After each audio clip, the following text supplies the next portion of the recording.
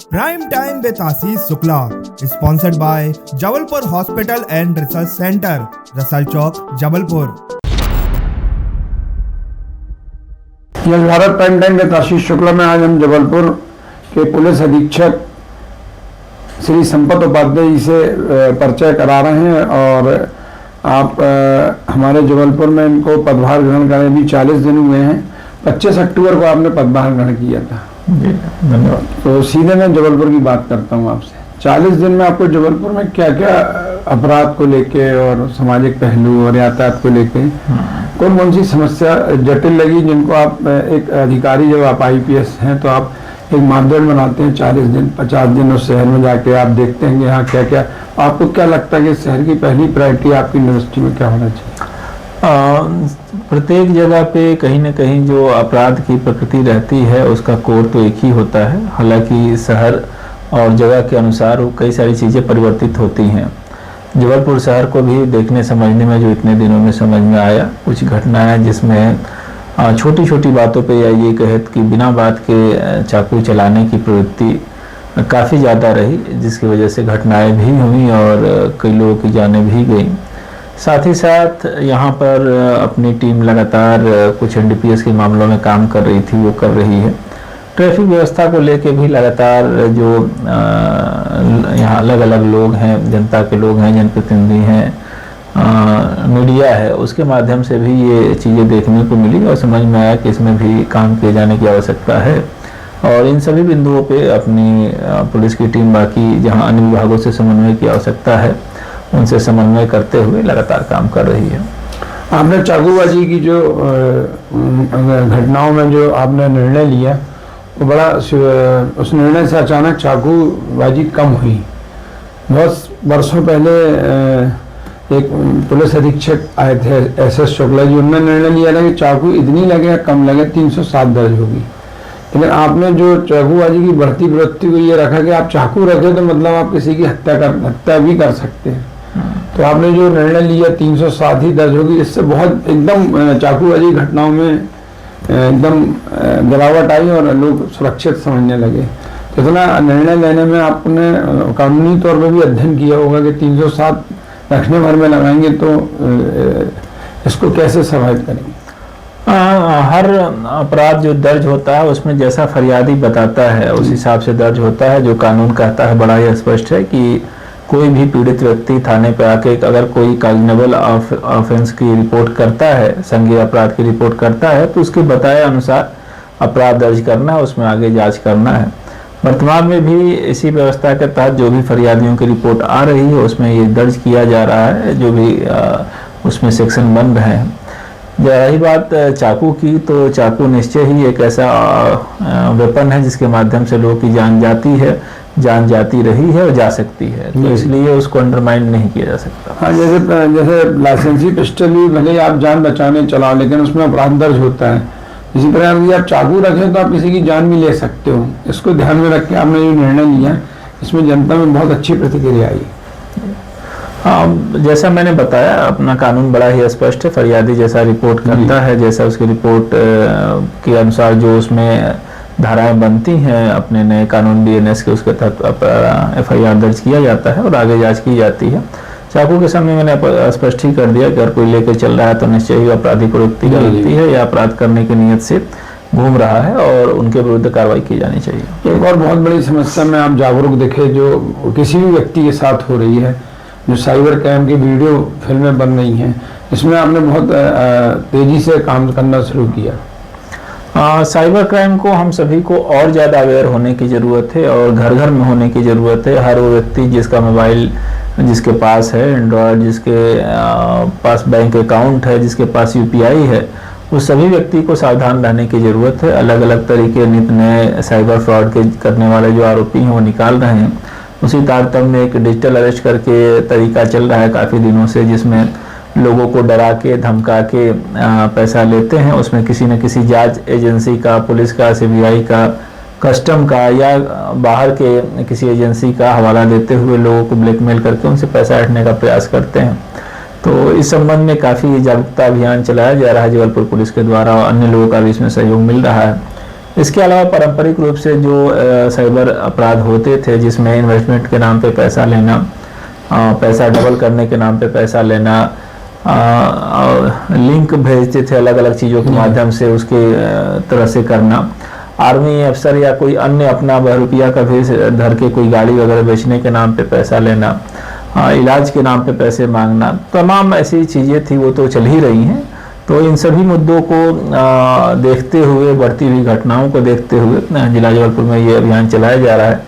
साथ ही साथ जो साइबर सेल जबलपुर की है उसका भी विस्तार किया गया है, उसमें और भी अधिकारियों की पदस्थापना की गई है और भी संसाधन मुहैया कराए गए हैं। इसमें आपके माध्यम से सभी नागरिकों से भी अपेक्षित है कि वो न केवल स्वयं जागरूक हों बल्कि अपने आसपास के लोगों को भी जागरूक करें।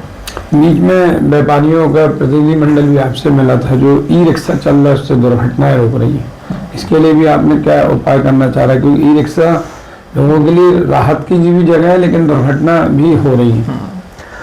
दुर्घटना में चोटिल होना और मृत्यु होना अत्यंत ही दुखद होता है। एक पुलिस अधिकारी के नाते जब भी ये जानकारी अपने पास आती है, काफ़ी मन द्रवित होता है, दुखी होता है।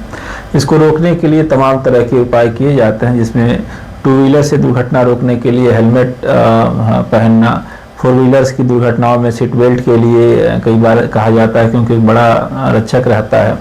और जो ई रिक्शा से जुड़ी हुई बात आई जिसमें धक्का लगा और हमारे एक वरिष्ठ व्यक्ति का, वरिष्ठ व्यापारी का निधन हुआ, उस संबंध में भी काफ़ी लोगों से फीडबैक लिया गया है। शहर की आंतरिक ट्रांसपोर्ट व्यवस्था में कैसे हम इसको रेगुलेट कर सकते हैं जिसकी वजह से ये घटनाएं न हो, इस संबंध में तमाम सुझाव आए हैं, जिसमें प्रशासन और नगर निगम और आरटीओ के साथ समन्वय बिठा के एक निर्णय लेने का प्रयास किया जा रहा है। जल्द ही जो निर्णय लिया जाएगा उसको लागू किया जाएगा। इसी प्रकार कम उम्र के बच्चों की शिकायतें भी आप तक पहुँच रही, जाल लोचन वगैरह खाने की, इसमें भी आपकी कार्रवाई, कोई कार्य योजना बना रहे हैं? बेकार भिक्षा व्यक्ति जो है उसको लेके भी बन रही कार्य योजना?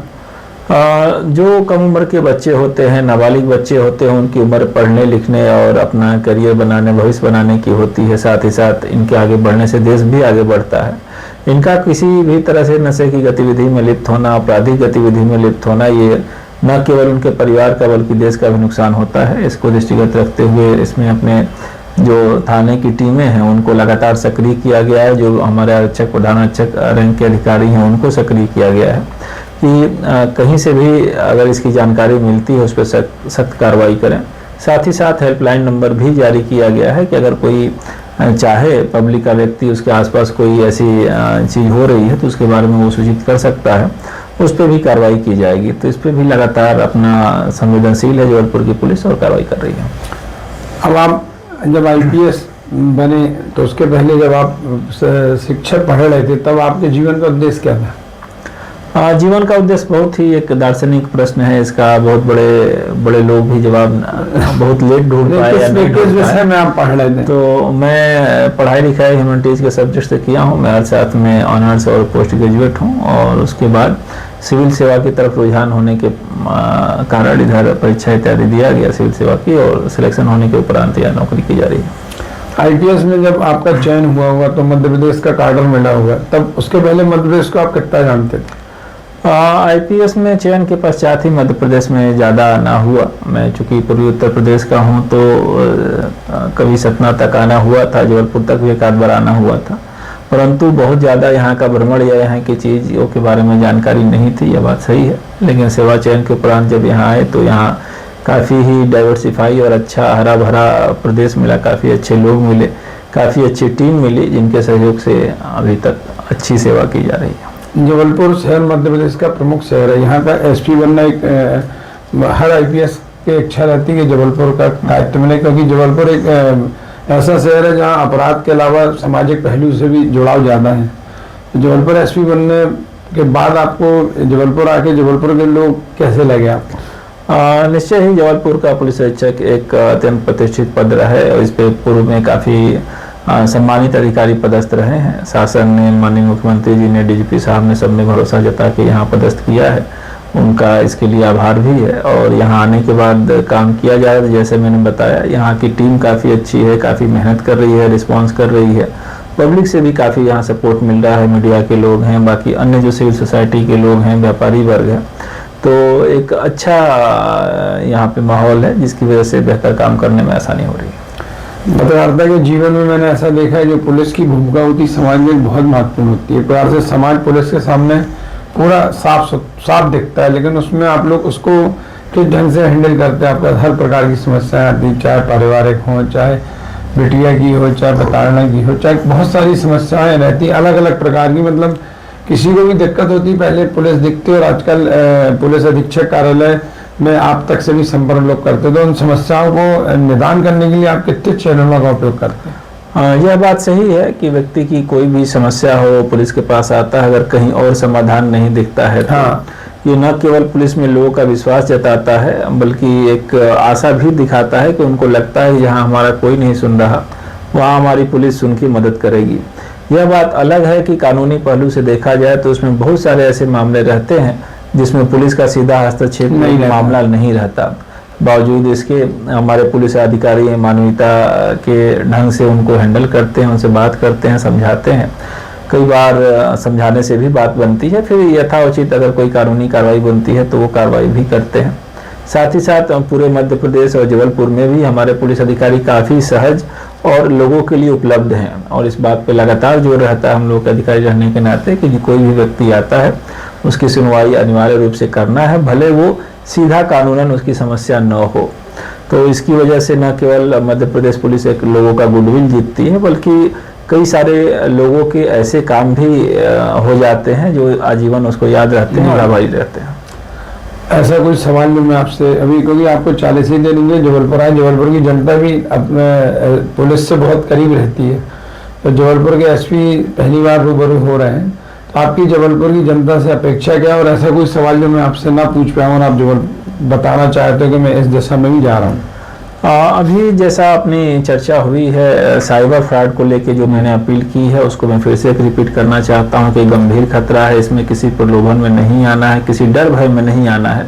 कोई चीज़ आपके साथ या आपके आसपास होती है तो निश्चय ही बताएं। इसके अलावा बदलते हुए परिवेश और समय के साथ साथ जो सार्वजनिक स्थान पर लगे हुए कैमरे हैं उनका काफ़ी ज़्यादा महत्व बढ़ गया है सुरक्षा के लिए और सावधानी के लिए। तो सभी को मैं ये अपील करना चाहूँगा आपके माध्यम से कि आपका जो भी व्यावसायिक प्रतिष्ठान है, आवास है, कॉलोनी है, तो रहवासी संघ के माध्यम से, व्यापारिक संघ के माध्यम से, स्वयं से अपने प्रतिष्ठान के बाहर एक ऐसा कैमरा जरूर लगवाएं जो कि आपके सामने से गुजरने वाले रास्ते को कवर कर रहा हो। ये आपकी जिम्मेदारी है और एक समाज में कंट्रीब्यूशन भी है। अगर कहीं कोई घटना दुर्घटना होती है तो उसमें पड़ताल करने में इसकी मदद मिलती है। साथ ही साथ कैमरा होने का मतलब ये नहीं कि पुलिस आपको बुलाएगी, आपको कोर्ट के चक्कर लगाने पड़ेंगे और चीज़ें होंगी।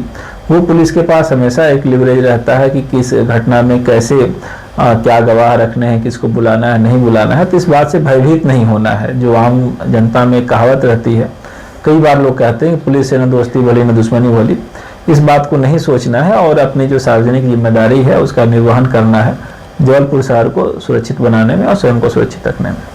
ये तो हमारे साथ एसपी संपत उपाध्याय जी, समय समय पर हम आपसे रूबरू कराते रहेंगे और जबलपुर वासियों की आपसे काफ़ी अपेक्षा है। और उपाध्याय जी, ऐसी कोई बात जो आपको जबलपुर में पुलिसिंग को लेकर कहना हो कि आप जनता से और क्या चाहते हैं पुलिस किससे?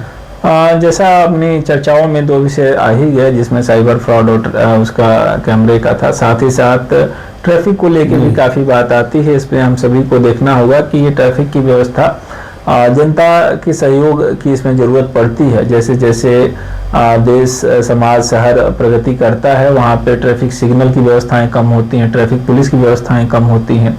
एक ऑटोमेटेड व्यवस्था दी जाती है जिसका नागरिक अनुशासन से पालन करते हैं।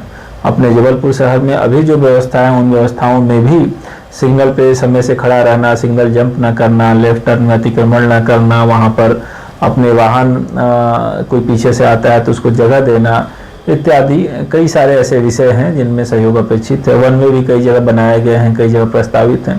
तो जो भी निर्देश जारी किया जाता है वो आपकी सुविधा के लिए जारी किया जाता है, ट्रैफिक से जुड़ा हुआ, उसका भी आप सभी लोग पालन करें, यही आपसे अपेक्षा और अनुरोध है।